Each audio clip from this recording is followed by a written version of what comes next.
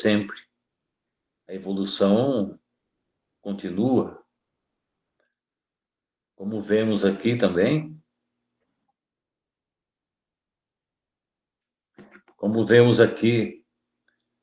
os mundos infinitos, distâncias infinitas, o aprendizado é a mesma coisa. E fazemos isso com o maior carinho, com a maior vontade. Que Jesus nos abençoe nesse momento e todos os amigos espirituais. Que assim seja. Que assim seja. Assim seja. Oi, Alfredo, boa noite. Ele entrou, mas acho que está desligado. Mária também está entrando.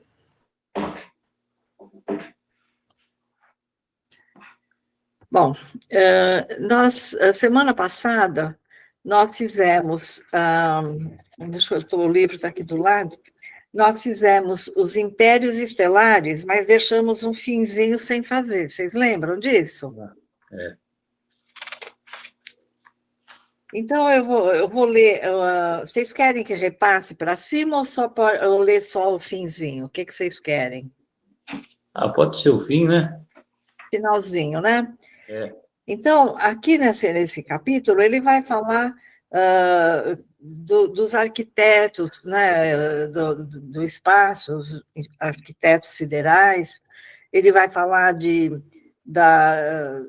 vai falar um pouco do espaço-tempo, que é o que eu falei a semana passada, eu até mandei a explicação para vocês. E no final aqui, ele vai falar dessa engenharia celeste que equilibra os engenheiros celestes. Deixa eu abrir para a Eneida. Então, ele vai falar aqui que os engenheiros siderais, né, eles equilibram rotação e massa, harmonizando energia e movimento, e mantém-se, desse modo, na vastidão sideral, magnificantes florestas de estrelas, cada qual transportando consigo os planetas constituídos em formação que lhes vinculam magneticamente ao fulcro central, como os eletrões, ele coloca eletrões, a gente entende elétrons, né? Que se conjugam ao núcleo atômico em trajetos perfeitamente ordenados na órbita que se lhes assinala de início.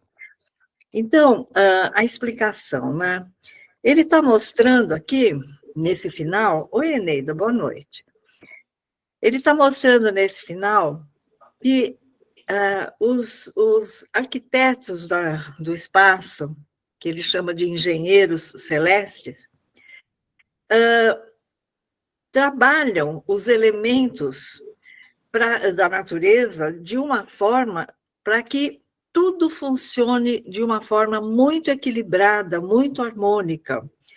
Então, ele vai mostrando que eles controlam o processo de rotação, de atração, de não sei o quê, todo aquele processo que rege o sistema tem por trás, controlando isso, uma equipe de seres preparados para isso, que já conhecem a maneira como lidar com esse processo todo.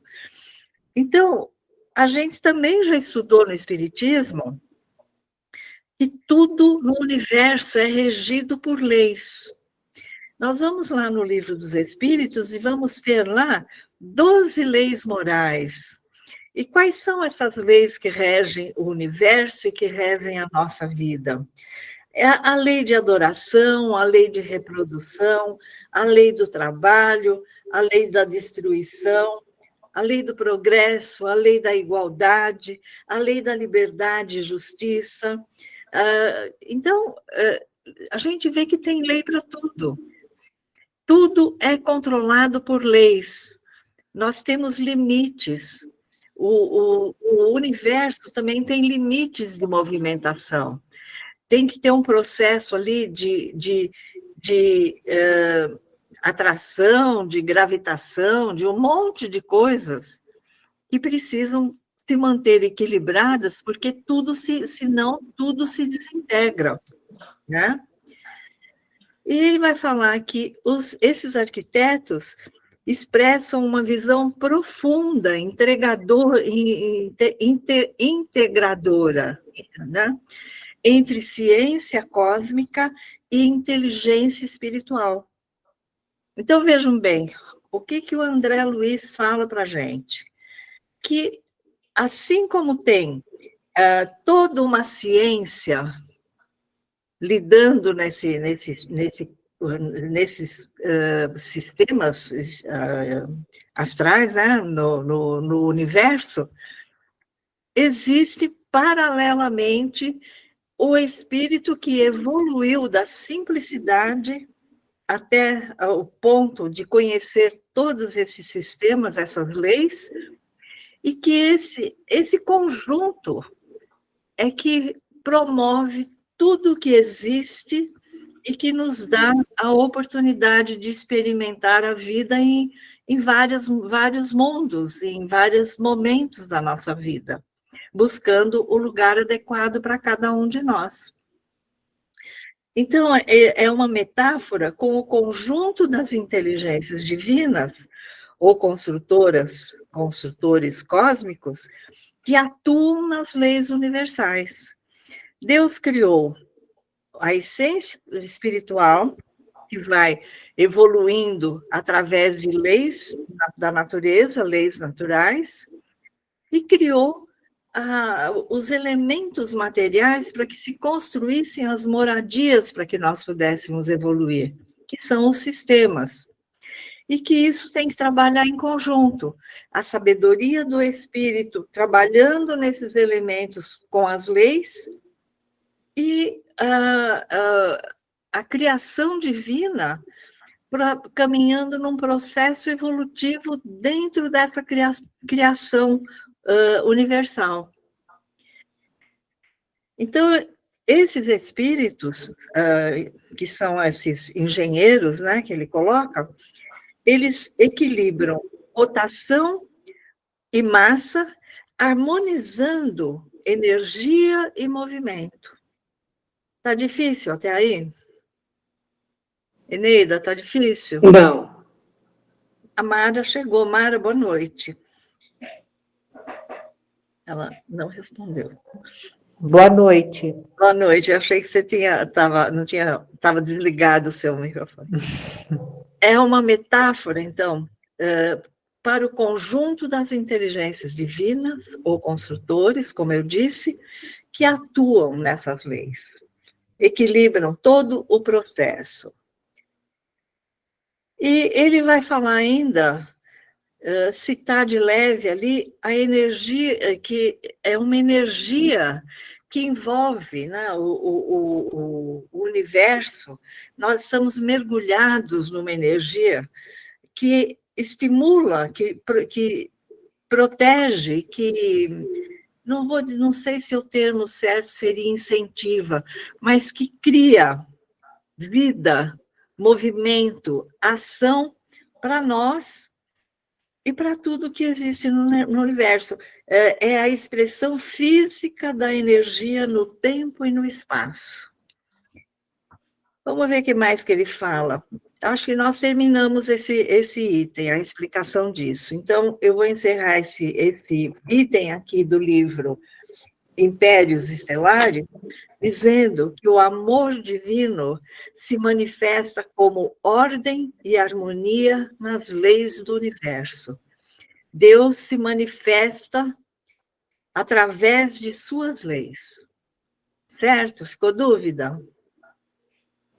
Não. E agora nós vamos à lição das galáxias, nossa galáxia.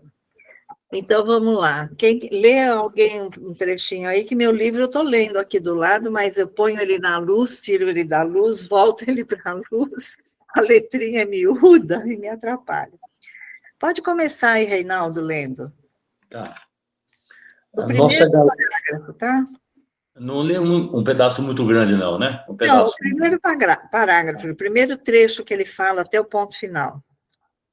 Nossa galáxia, para idearmos, de algum modo, a grandeza inconcebível da criação, comparemos a nossa galáxia à grande cidade, perdida entre incontáveis grandes cidades de um país cuja extensão não conseguimos prever.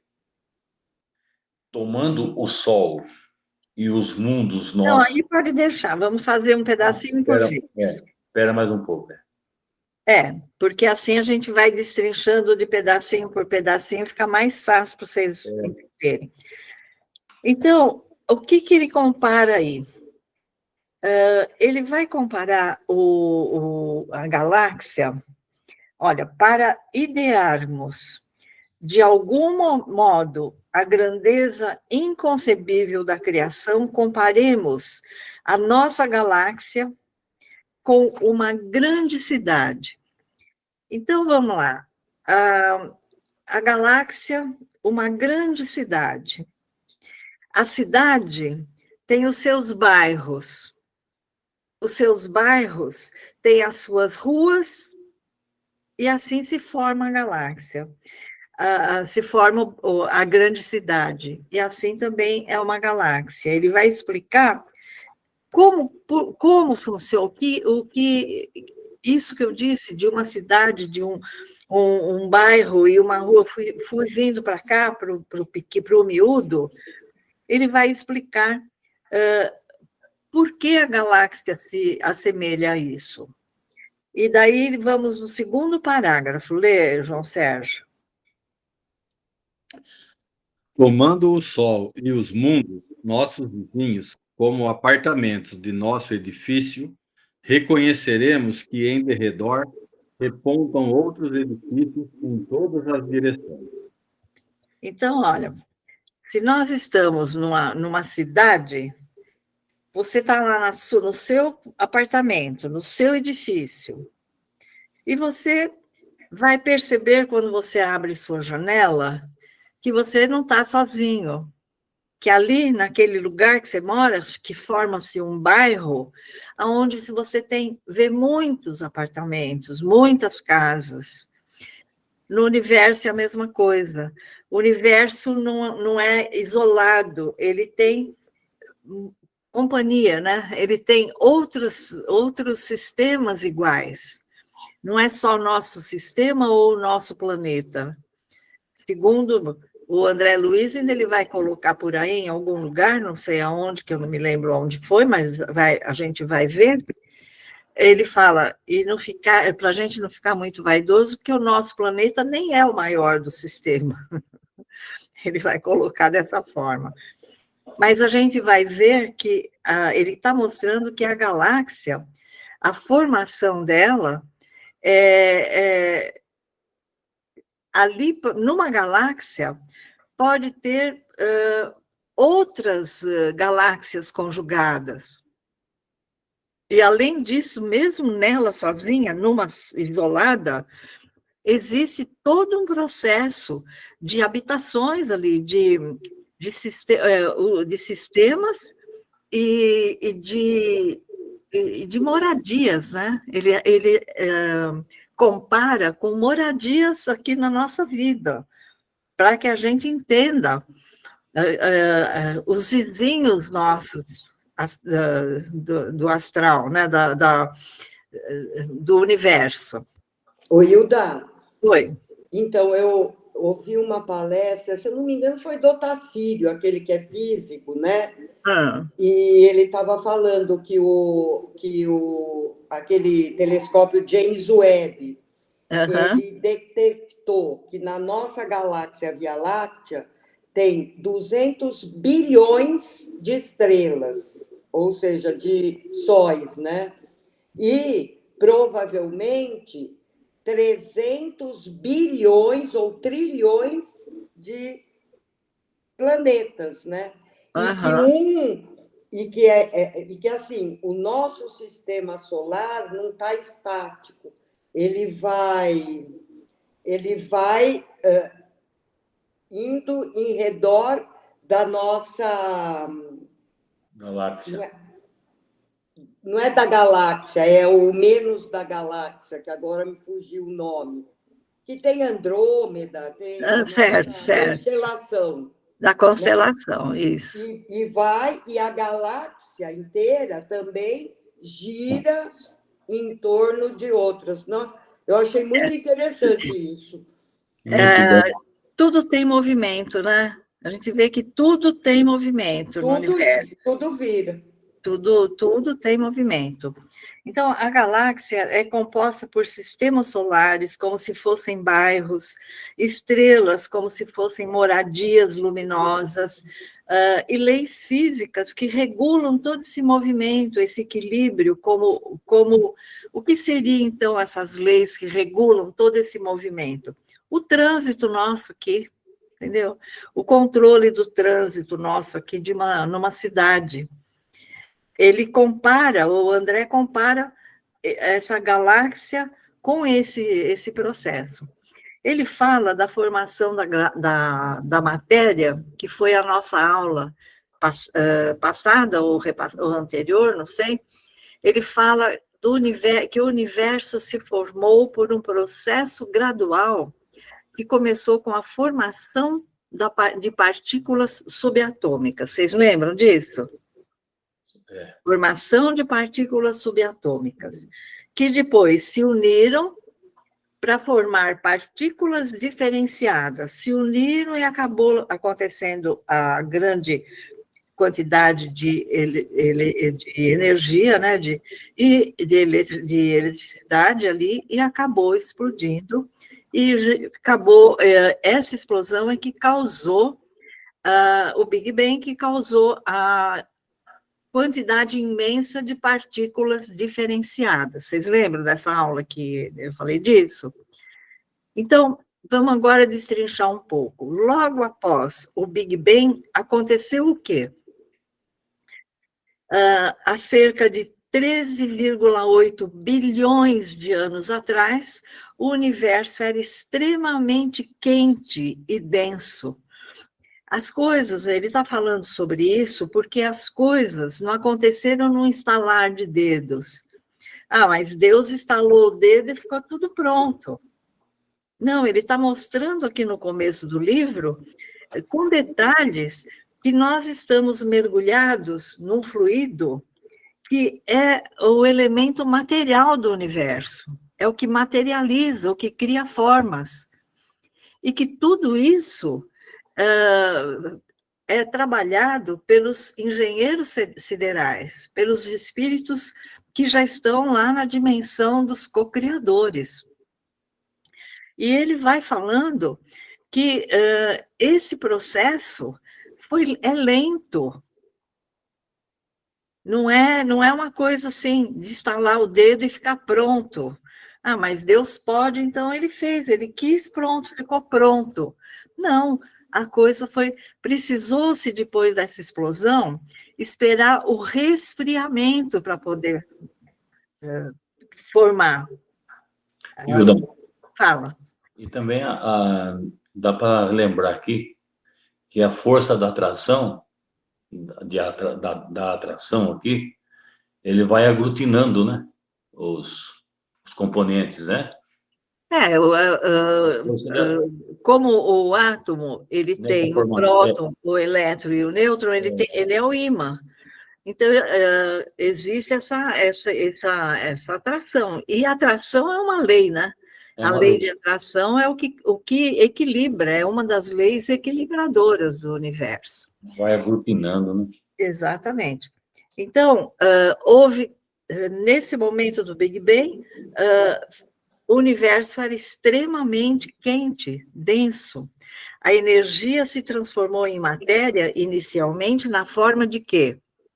Em que forma que vocês acham que a energia se tornou, se tornou matéria, desculpa. Como que ela, inicialmente, o que era? Qual é a matéria inicial?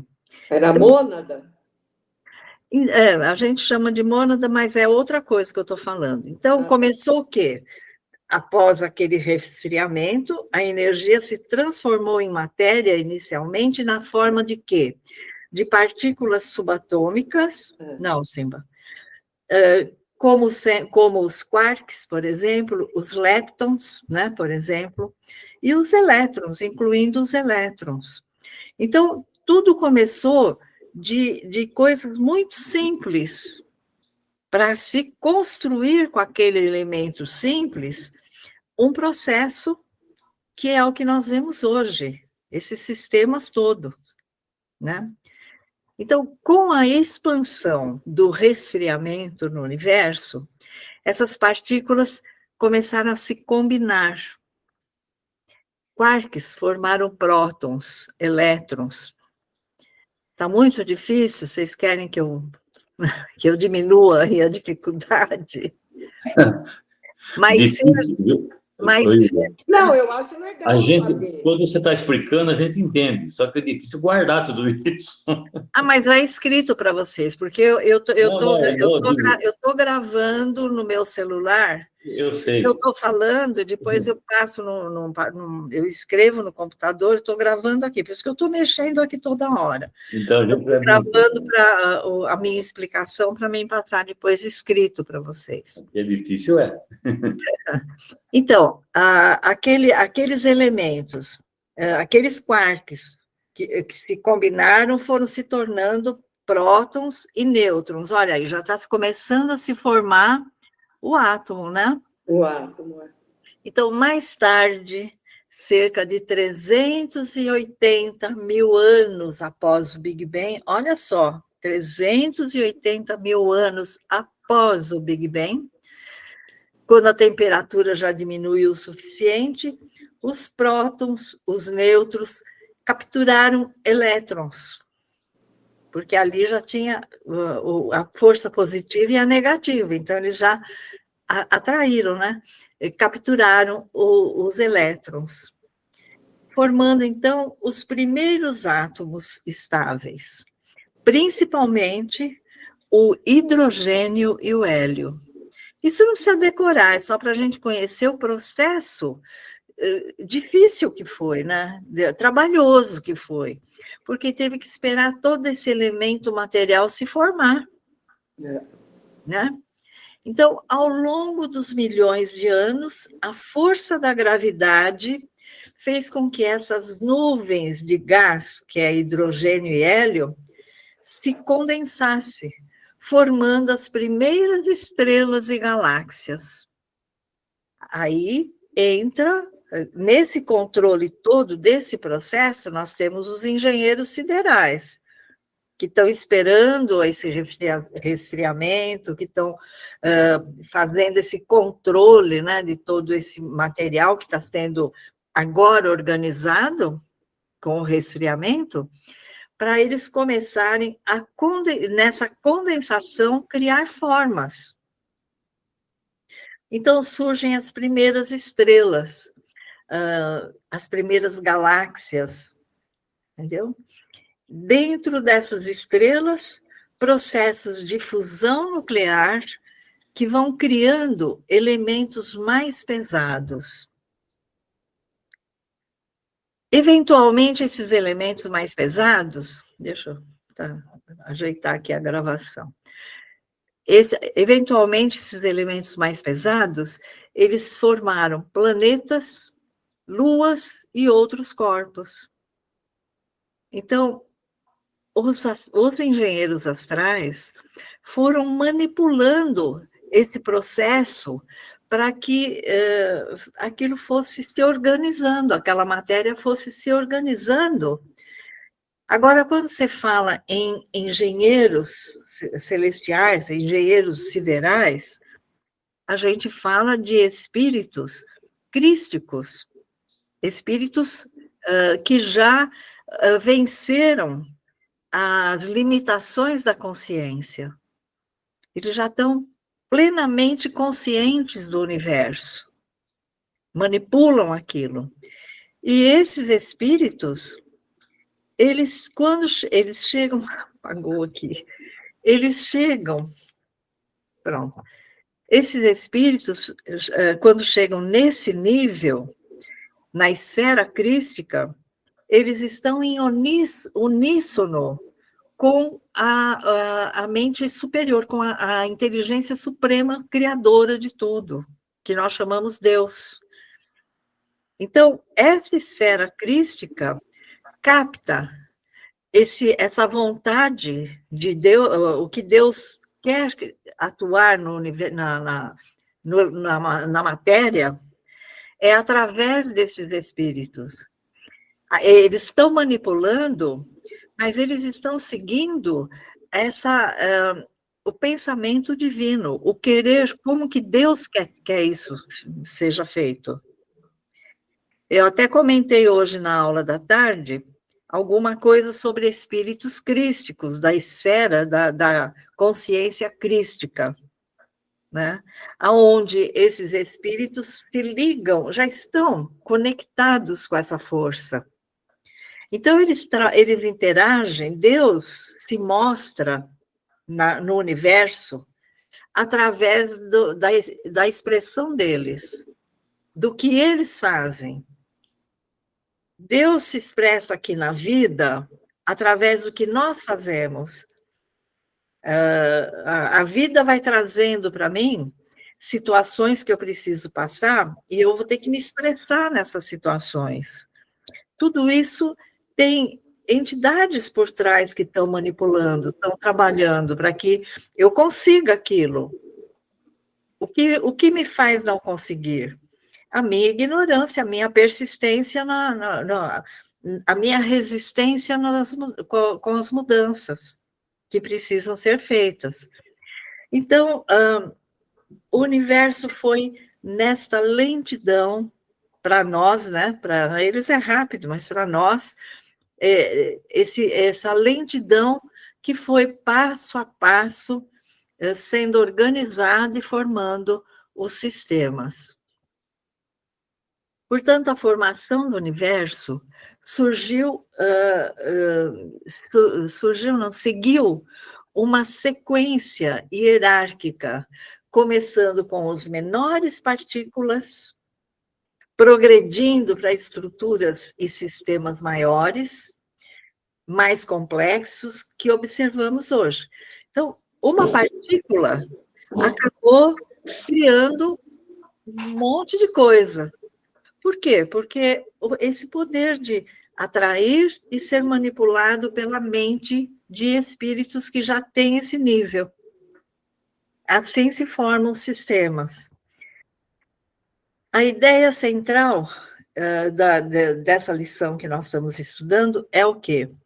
Assim como nas cidades, há bairros novos, como foi falado, ele escreveu ali, né?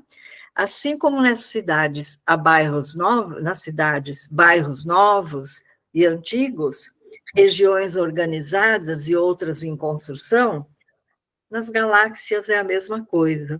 Ela abriga mundos em variados graus de progresso espiritual, e esses mundos têm um tempo. Vai chegar um momento que uma estrela acaba.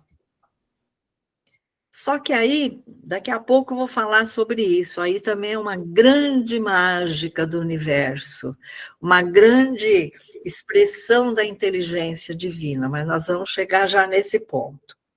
Então, vamos lá, continuando. Lê agora, quem que estava lendo? Eu li por último. Então, lê agora, a Eneida. Acessando instrumentos de longo alcance da nossa sala de estudo, perceberemos que nossa casa não é a mais humilde. Aí agora ele falou aquilo que eu disse há pouco. Ele vai mostrar para a gente que não adianta vaidade, sua casa não é a melhor do planeta, do sistema, do universo. Mas que inúmeras outras lhe superam as expressões de magnitude e beleza. Pode ler mais um trechinho. Aprendemos que, além de nossa edificação, salientam-se palácios e arranha-céus como Betelgeuse, no distrito de Órion, Canopus, na região do Navio, Arcturo, no conjunto do Boieiro, Antares, no centro do Escorpião, e outras muitas residências senhoriais, imponentes e belas, exibindo uma glória perante a qual todos os nossos valores se apagariam. Tá. Então, vamos lá. Ele fala um monte de coisa aí, né? Espera aí, deixa eu ver aqui. Ele fala nessa estrela, né, de Betelgeuse. Se escreve Betelgeuse, mas se lê Betelgeuse. A Betelgeuse. Você fala um C como se fosse C no final, mas o E quase mudo. Essa estrela, ela é uma estrela que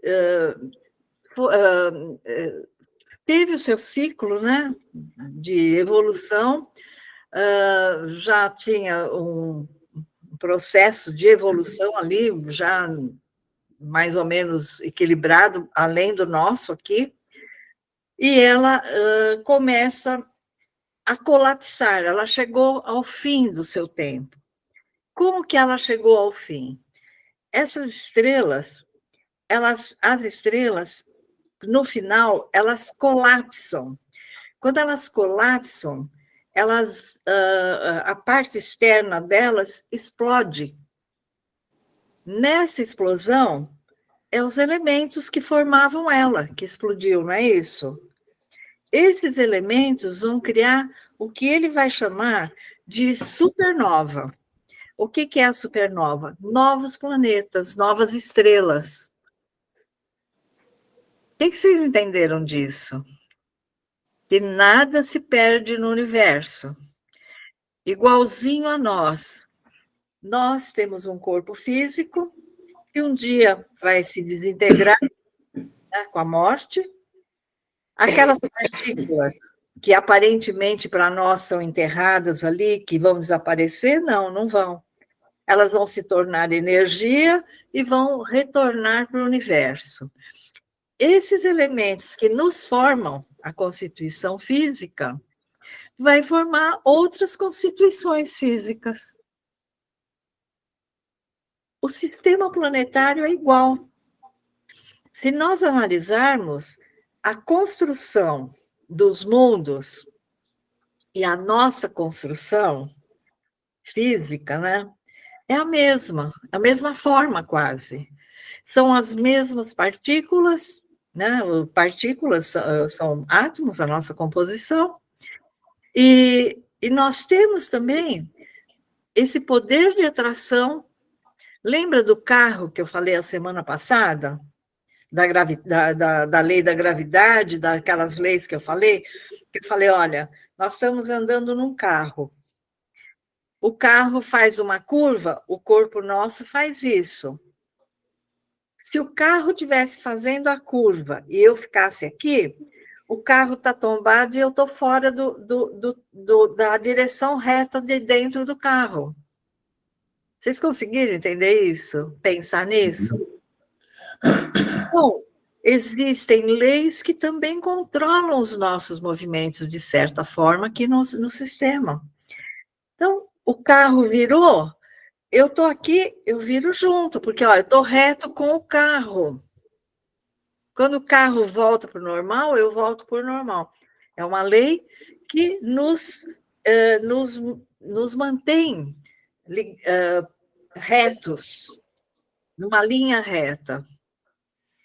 Então, essa estrela que ele fala vai gerar uma estrela que colapsou e que vai gerar outras estrelas. Quando uma estrela como Betelgeuse chega ao fim do ciclo, o seu núcleo vai colapsar, vão surgir outros processos, né? outros sistemas, outras estrelas, E é um ciclo que caminha. Nessa fase, daí ele fala acho que de outro, né? Outro planeta, ele fala.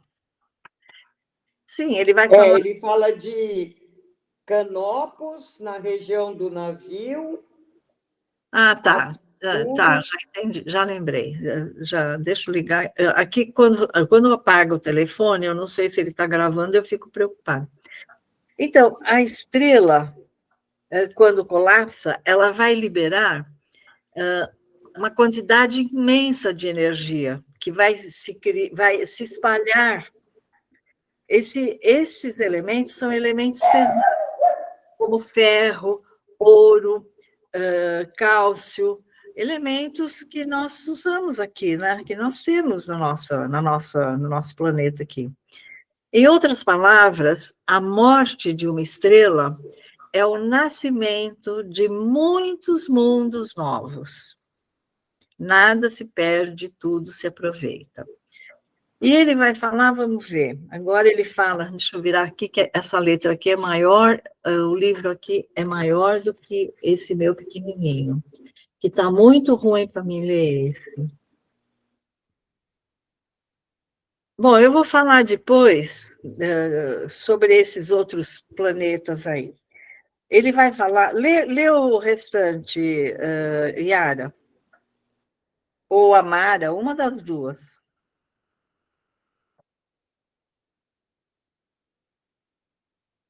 Ninguém ouviu? Está sem microfone. Agora vai. Por processos ópticos, verificamos que a nossa cidade apresenta uma forma espiralada e que a onda de rádio, avançando com a velocidade da luz, gasta 1000 séculos terrenos para percorrer-lhe o diâmetro.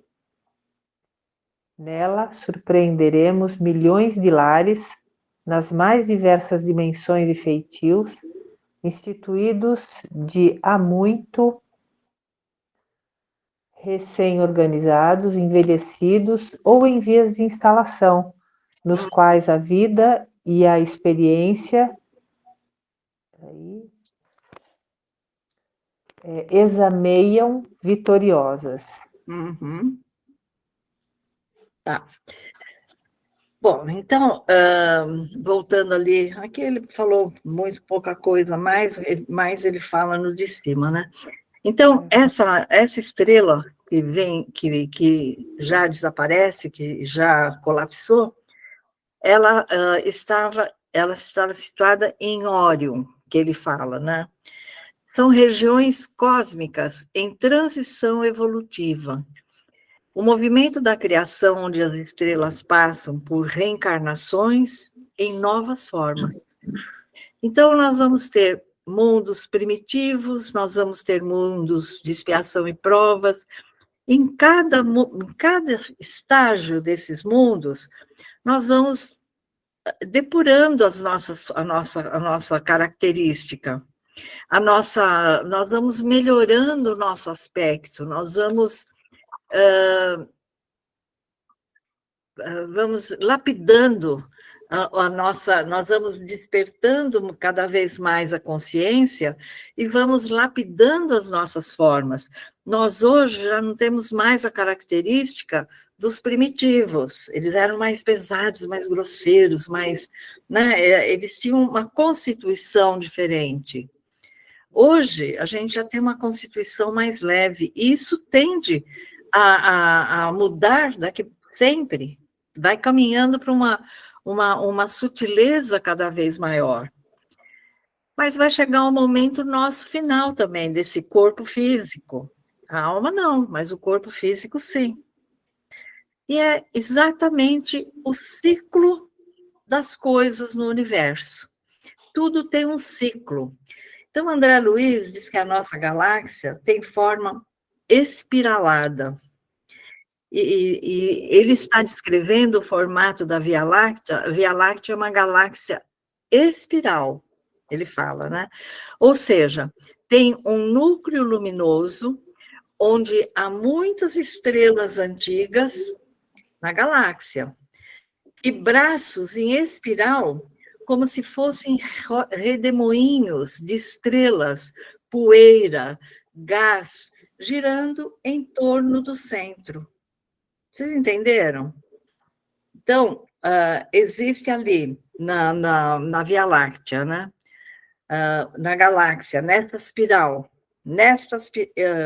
espiral, existe um núcleo luminoso, onde há estrelas antigas, braços espirais como se fossem rodamoinhos de estrelas, poeira, gás, girando tudo em torno de um centro. Isso forma, esses conjuntos ali dentro da galáxia vão formando os sistemas, enfim, aquilo que a gente já aprendeu que temos no universo. A gente aprende isso já na faculdade, na escola, né? Então, ele vai dizer ali o trechinho que foi lido. Nos processos ópticos, né, na visão, verificamos que a nossa cidade apresenta uma forma espiralada e que a onda de rádio avançando com a velocidade da luz gasta 1000 séculos terrenos para percorrer, olha só, 1000 séculos terrenos para percorrer. Ele está mostrando nesse capítulo a imensidão, o espaço, que nós conhecemos como espaço, né? O espaço que ocupa uma galáxia. E uma galáxia, ela pode, deixa eu ver se ele fala aqui, o que eu vou falar, senão eu falo sem ter aqui, não tem problema. Nela surpreendemos milhões de lares, mas nas mais diversas dimensões e feitios, instituídos de há muito, recém-organizados, é os mundos que eu falei. Nós temos mundos que estão iniciando, né? Numa galáxia nós temos mundos que estão iniciando, nós temos mundos que estão ainda só com seres que esses iniciando, nós temos seres ali que estão princípios inteligentes se desenvolvendo no mineral, nas pedras, né?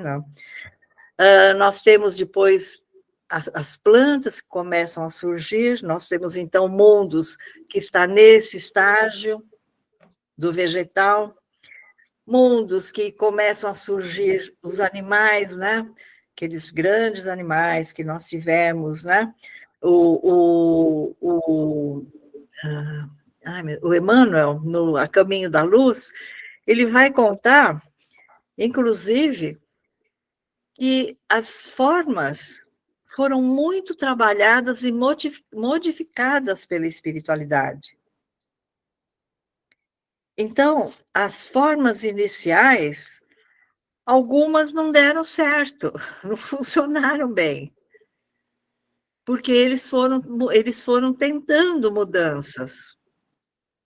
Você vê como a coisa é construída assim a dedo. Não surge de qualquer coisa, do nada, né? E ele continua assim, institutos já muito recém-organizados, envelhecidos ou em vias de instalação, nos quais a vida e a experiência enxameiam vitoriosas. Quer dizer, todos esses mundos, aquele mundo que está se formando, ele pode ser usado por alguma coisa? Sim, ali temos princípios inteligentes. Mas não tem nada lá, mas o princípio inteligente tem só o que ele precisa lá. Tudo que ele precisa tem lá, porque ele precisa só de estímulos para desenvolver-se, mudar o campo vibratório dele. O que o princípio inteligente aprende nesse estágio? Ele aprende a atrair partículas para ele, para formar um corpo, para formar um envoltório para ele começar a poder ter forma, até chegar a uma forma visível, que já é nas plantas. Ali nas plantas ele já está num ponto do planeta onde o mundo já tem células vegetais, mas já são células. Tem vida, nasce, vive e morre. Né? E assim também. Então, numa galáxia, tem todo esse sistema, mas não é um único sistema numa galáxia. Muitos sistemas, que é o que ele coloca aqui. E que tudo que existe está sempre em função do espírito para que ele saia vitorioso de tudo isso. Certo? Certo. Quem quer comentar alguma coisa sobre isso? Ninguém quer comentar? Mas eu acho que você já explicou tudo direitinho, Hilda. Não tem assim, o que comentar, né? Não tem o que comentar? Para mim, não entendi o que você falou. E como é que vocês receberam o ensinamento de que, porque a gente vem de uma cultura religiosa que, se você falar para algumas pessoas que Deus criou o elemento material e que os espíritos crísticos formaram os sistemas, eles vão falar que a gente está louco. É. Assim como falaram quando... Fiquei sabendo hoje, né, que um dia eu falei num evangelho em algum lugar, não sei, acho que lá no Carneiro, que Maria teve Jesus no processo natural, que ela era mulher de José, né, era esposa de José, e que foi tudo natural, um parto natural. E daí uma moça ficou horrorizada, falando, mas Dona Hilda está falando isso? Isso não pode ser real. Maria era virgem. E daí, então, fica a pergunta, né? Porque se Deus criou a forma de gestar outras vidas através da atividade sexual, ele iria abrogar a sua própria lei para fazer uma criação à parte? Então, ele fez uma lei que não foi errada, pecaminosa? Não, né? Ele é a inteligência suprema. E aqui nos mundos a mesma coisa, porque a ideia que a gente traz das religiões, vocês estão vendo um gatinho permeando aí, né? As religiões, a ideia é que Deus criou os sistemas prontos, né? O que nós vemos pronto ali foi Ele que fez. Não, Ele criou a matéria. Eu sempre dou o exemplo assim. Você compra um terreno, você precisa de material para construir. E chega o material. Um pernilongo. Quando a partícula, subpartícula, com a atuação de Deus, se multiplica, né? Se multiplica, não, atrai outras e provoca grande explosão, e surgem elementos diferenciados, partículas diferenciadas, ali ele já estava criando o material para a construção. Então, chegou nesse grande terreno que é o universo, o material para a construção, igual chega o material no nosso terreno para a construção. Tudo segue o mesmo sistema, segue uma mesma linha. Alfredo, quer comentar alguma coisa? Ele acho que está sem som. Simba, mas você vai querer fechar meu computador? Para, Simba, agora tudo não. Bem. Não, está tudo bem, está tudo sob controle. Não Estou quer acompanhando. Não quer comentar. O que significa tudo sob controle? Me fala. Na realidade, eu estou revendo uma série de assuntos que já são do meu conhecimento e para os quais eu tenho muito claro esse processo de evolução. Isso, para mim, não é novidade. Então, quando eu digo está sob controle, é isso. Tem algumas coisas que a gente desconhece, mas, na grande maioria disso aí, são coisas que eu já vi, já reli, já discuti, algumas eu não concordo, mas está sob controle. Tá Está bom. ótimo. Ah, entendi. Obrigada da explicação. Ô, Alfredo, eu brinquei com você, viu? Oi? Eu só brinquei com você, viu? Ah, tudo bem. É tudo bem. brincadeira, não vai ficar bravo comigo, não, tá? Não, ele não Não, fica. estou muito longe de ficar bravo. Pode ficar Então tá tranquilo. bom. E aí, quem mais quer comentar alguma coisa? Eu acho que a gente não vai adiante, senão a gente não vai dar tempo de terminar o outro, né? Mas coisas... Ô, Hilda, Oi. eu não sei se o Sérgio vai lembrar, mas você falou o negócio do evangelho lá, né? À tarde, no Carneiro, né? Teve uma vez que com a gente, estava eu e o Sérgio lá dirigindo, e não sei o que estava falando, que eu falei, ó, Jesus foi um ser igual a gente, um espírito, ele passou pelo mesmo... Também a igreja não ensina isso, né? Nossa, mas a menina ficou horrorizada, mas Jesus não é Deus? Jesus... Não, Jesus passou pelo mesmo que a gente está passando. Ele foi para espírito imperfeito. Não sei se você lembra, Sérgio, dessa situação. A menina ficou assim, não acreditava que Jesus era igual a gente. Quer dizer, era quando ele veio, né? Não agora. Uhum. Hoje a gente comentou bastante de Jesus, mas eu não vou comentar aqui tudo, porque nem é assunto para cá. Mas eu encerrei o comentário de Jesus com uma passagem do batismo de Jesus, que eu acho assim uma passagem, a passagem acho que mais bonita que eu acho, embora os ensinamentos deles são maravilhosos, né? Importantíssimos. Mas o momento em que ele assume a responsabilidade do que ele veio fazer aqui foi aquele momento do batismo dele, né? E foi o momento em que o João Batista era primo dele. O Sérgio e a Mara vão ouvir de novo. O João Batista era primo dele, conviveu com ele, né? Mas sabia que ele tinha uma coisa especial, porque ele tinha uma forma de conversa, e, enfim, ele já tinha percebido que ele tinha alguma coisa especial nele. E ele, então, divulgava, ele foi o precursor, mas ele não tinha certeza que era Jesus. Tanto é que quando Jesus realmente se mostra já como o Messias, né? Ele questiona, ele manda os discípulos dele questionar, mas você é mesmo o Messias?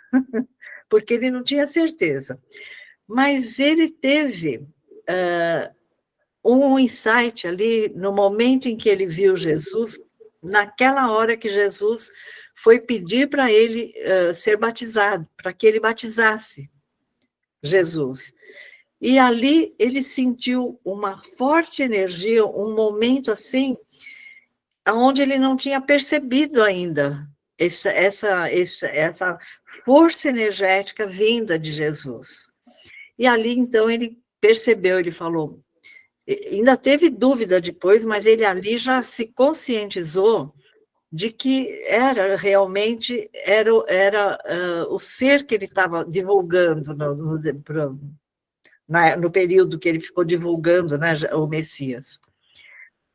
E daí Jesus fala que não merecia, que ele não era digno de batizar Jesus. E Jesus fala, por agora deixa, me batiza.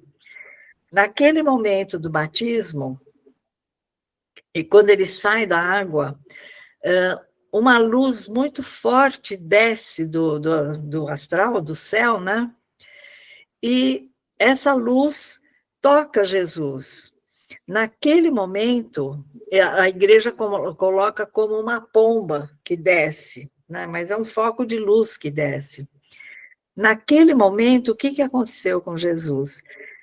Foi o momento em que ele começou a missão, ia começar a missão dele, e ele, então, conecta com com a esfera dele, com a esfera crística, aonde ele vai começar a transferir a vontade de Deus para cá, como medianeiro mesmo. Por isso que ele fala, eu e o Pai somos um, porque naquele momento ele abre essa conexão e a partir dali ele começa a missão dele. Quando acontece isso, essa descida, que a igreja fala do Espírito Santo, né? Foi essa conexão que ele abriu que ele fez naquele momento com a direção do trabalho que ele ia fazer, quem ia dirigir o trabalho que ele ia fazer, né?